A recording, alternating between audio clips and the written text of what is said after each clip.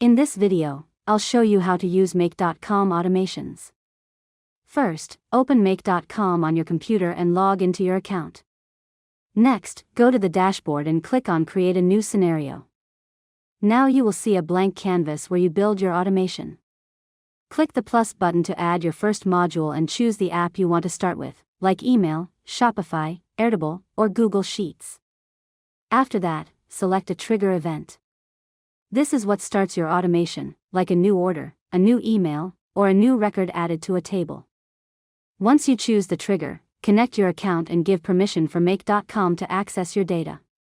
Next, configure the trigger settings by selecting the specific folder, table, or data source you want to monitor. Now add the next module.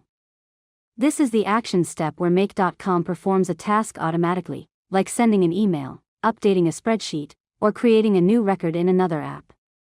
After that, you can add more modules if you want to build a more advanced workflow with multiple steps. Each module works in sequence to automate your process. Next, click Run once to test your automation. Check if the data is flowing correctly and everything is working as expected.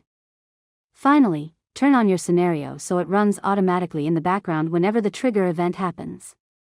And that's it. You've successfully learned how to use Make.com automations.